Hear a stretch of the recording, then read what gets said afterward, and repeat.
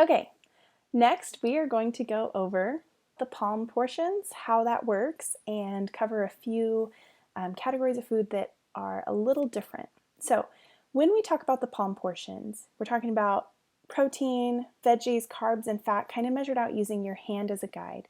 This allows you to eat a variety of foods without having to weigh and measure them, eat out and about as easily as you eat at home, etc. And the idea is that all of your macronutrients and the calories are going to kind of average out across your meals and across your week. No single food is ever one macronutrient. However, we've already taken that into account. So this becomes a really simple way to just kind of measure and eyeball your food and get used to eating the right portions. So when we talk about the PalmPortions, these are, the best way to think about this is not, oh, I get one of each, but referring to your specific guide for how much of each you get, and instead using the Palm method as a reference of measurement. So if you think about making a recipe and it says you need 1 cup of flour, or you need a 1/4 cup of water, or you need 3 tablespoons of something, a tablespoon, a 1/2 cup, a 1/4 cup, those are all ways to measure out a type of food. So when you're building your meals, your specific plan may be 1 palm, or it might be 2, but these are just ways to measure. So let's dive in.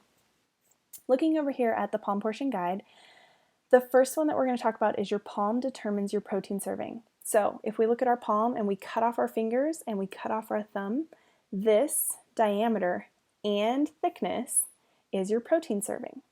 So if you're going to have chicken, or you're going to have fish or ground turkey, etc., you're going to look at this rough guide. So depending on your plan, 1, 1.5, 2, you'll measure out using this. There's a couple categories that don't quite fit into this palm measurement that we will talk about later. One is eggs, and the other is protein powder. So table those questions, we will come back to them. Next up, we're talking about your veggie portion. Now, in macronutrients, veggies are not a subcategory. Vegetables are a carbohydrate. However, they get broken out in our palm portion method because we want to encourage you to eat vegetables, and there's a couple reasons. First is a lot of people, given the option to not eat vegetables, won't.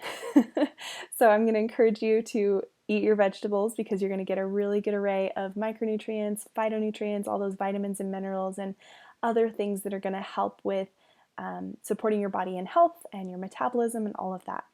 But a second really important reason is vegetables are typically going to be more voluminous foods, foods that have more volume instead of being dense. They're less dense sources of calories, and so when you eat them, you feel full even though you're not getting as many calories. So a really simple example of this is if you think about in your head how much broccoli you might need to eat 100 calories, let's just say it's probably about this much.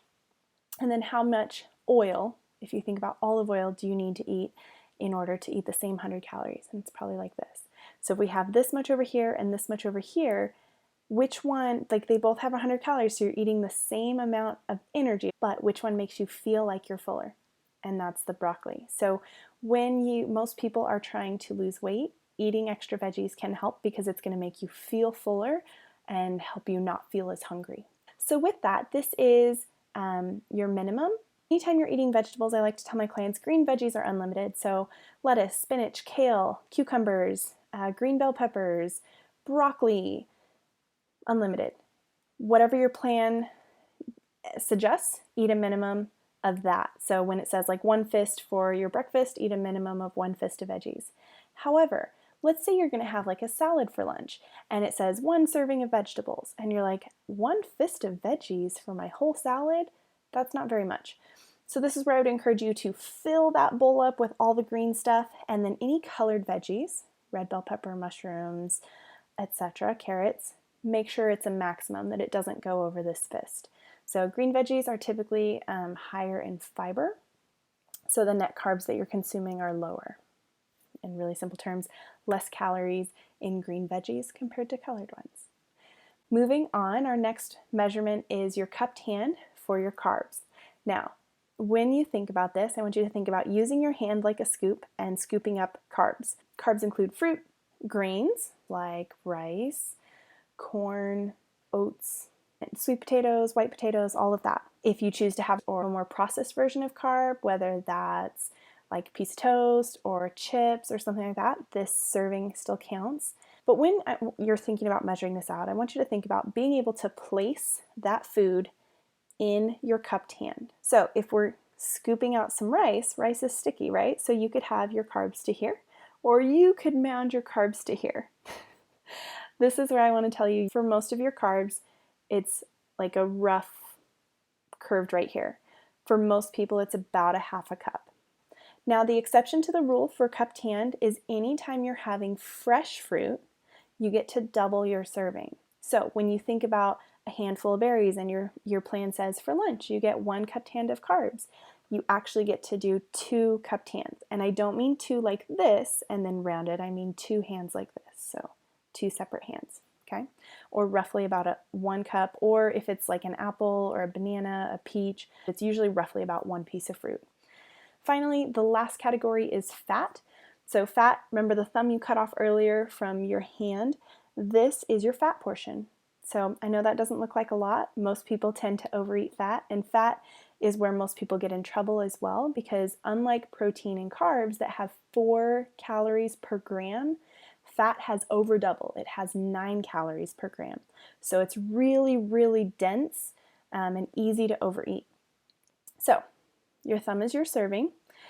When you look at this, this is for like oils, nut butters, nuts, avocado, oil-based salad dressings or condiments, that kind of thing. For most things, it's going to be about a tablespoon. Unless you're larger, then you might have larger thumbs.